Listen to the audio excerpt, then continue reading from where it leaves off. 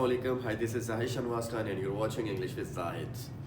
आज की क्लास के अंदर हम आपको कुड हैव का यूज़ बताने जा रहे हैं कि कुड हैव कहाँ पे यूज़ होता है। अक्सर स्टूडेंट क्वेश्चन करके ये पूछते हैं कि सर कुड हैव के ऊपर आप एक वीडियो बनाएं या कुड हैव के बारे में डिटेल में हमें समझाएं कि ये कहाँ पे यूज़ होता है और कुड हैव से हम सेंटेंसेस कैसे बना सकते हैं।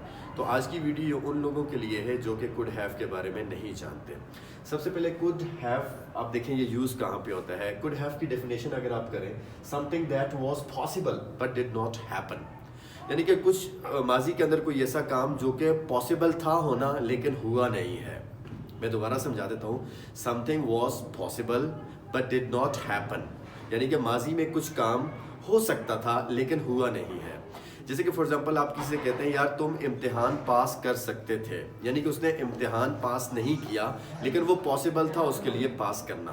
तुम मेरी मदद कर सकते थे लेकिन तुमने नहीं की। अब फॉर एग्जाम्पल यूँ समझें कि एक बंदे ने ऊपर से छलांग मारी, दीवार से नीचे छलांग मारी तो बच गया। आप उसे कहते हैं तुम्हारी टांग टूट सकती थी, यानी कि उस छलांग मारने से उसकी टांग टूट सकती थी लेकिन टूटी नहीं है।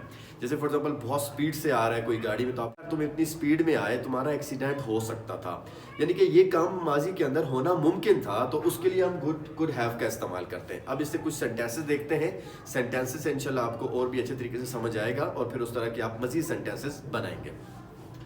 इस सेंटेंसेस बनाने से पहले इसका फार्मूला देखते हैं। इसका फार्मूला क्या है? सब्जेक्ट प्लस कुड हैव के बाद वर्ब की थर्ड फॉर्म प्लस ऑब्जेक्ट। ये बात अपने जहन में बिठा लें कि कुड हैव के बाद हम हमेशा वर्ब की थर्ड फॉर्म इस्तेमाल करेंगे।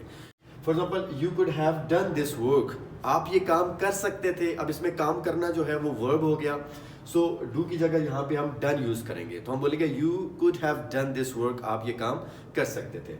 नेक्स्ट है she could have broken her legs, वही कि उसने छलांग मारी तो आप उसे कहते हैं she could have broken her legs, वो अपनी टांग तोड़ सकती थी, यानी कि उसकी टांग टूट सकती थी, टूटी नहीं है। नेक्स्ट है they could have got an accident, उनका एक्सीडेंट हो सकता था, एक्सीडेंट हुआ नहीं है। अब for example I did not want to fight him, I did not want to fight him, मैं उससे लड़ाई नहीं करना चाहता था, सो आई अपोलोजाइज, इसलिए मैंने माफी मांगी।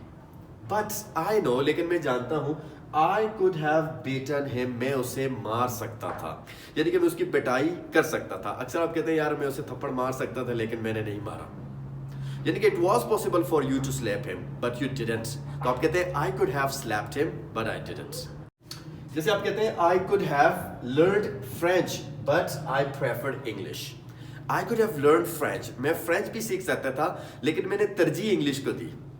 जैसे फॉर एग्जाम्पल आप कहते हैं I could have bought a new dress but I prefer to wear old one, यानी कि मैं नया ड्रेस भी खरीद सकता था लेकिन मैंने पुराने ड्रेस को तरजीह दी।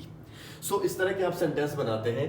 You could have told me this news on the phone as well, यानी कि एक बंदा आपको, अब इसको यूँ समझे हम, एक बंदा आपको कोई इतला देना चाहता था, कोई खबर देना चाहता था, वो दौड़ता दौड़ता आपके घर आया, दरवाज़ा पे दस्तक दी, टक टक, कौन भाई? मैं, यार ये हो गया है। आप कहते हैं यार मुझे तुम ये फ़ोन पे भी बता सकते थे, इतनी तकदो करने की क्या ज़रूरत है? तो आप बोलेंगे you could have told me this news on the phone as well, ठीक है, यानी कि आप ये मुझे टेलीफोन पे भी बता सकते थे। So this is possible, this was possible to tell on the phone.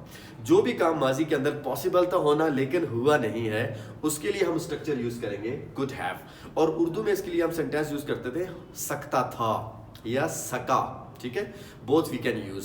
So could have के बाद हमेशा वर्ब की थर्ड फॉर्म लगाएंगे। इस तरह कुड के आप मजीद भी सेंटेंस बनाएं और इसकी खूब प्रैक्टिस करें, इंशाल्लाह बहुत अच्छे तरीके से आपको ये आ जाएगा और आपको बोलना भी आएगा। Thank you very much, keep on watching English with Zahid. Allah.